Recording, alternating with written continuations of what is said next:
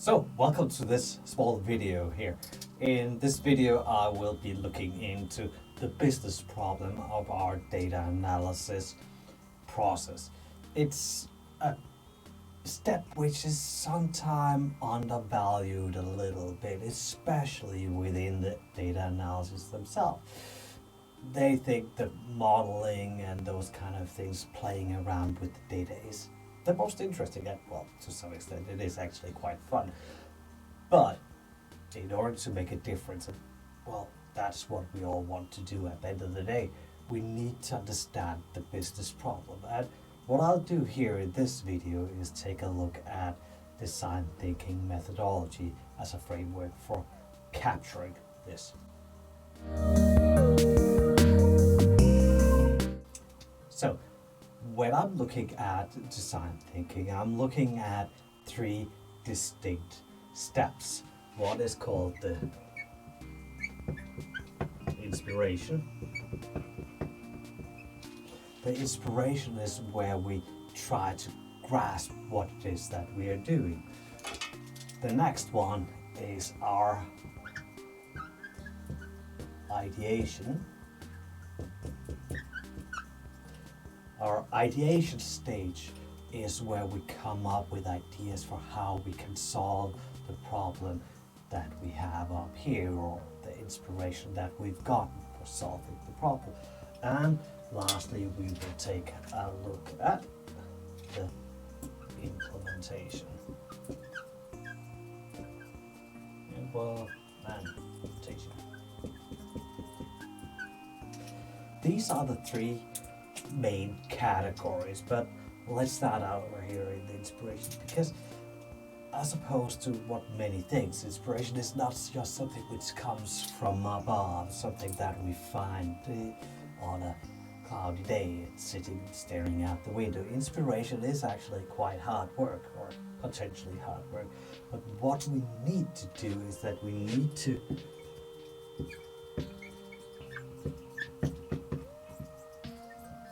understand. We need to understand who it is that we are trying to address, so the customer or the internal user of our analysis. What is it that they do? How we do that is often by observation. Go there, look at what they do, ask questions, be the fly on the wall, which is giving observations of, well, they move the paper from here to here, and then they plot the data into this column, then they go over there and do this. Observation is a tremendously powerful methodology. When you have an understanding or an empathy for what it is that they need, the problems that they are facing, you can start by taking the or changing the point of view to what is over here. So put yourself in the shoes or in the chair of the person who's going to use your data product or data analysis. What is it that they're looking for? What's going to make a difference in their everyday life? So inspiration comes through these three processes. Then we move into ideation, and well, again, it's not just something which pops in from our top of it. What we have first is ideate.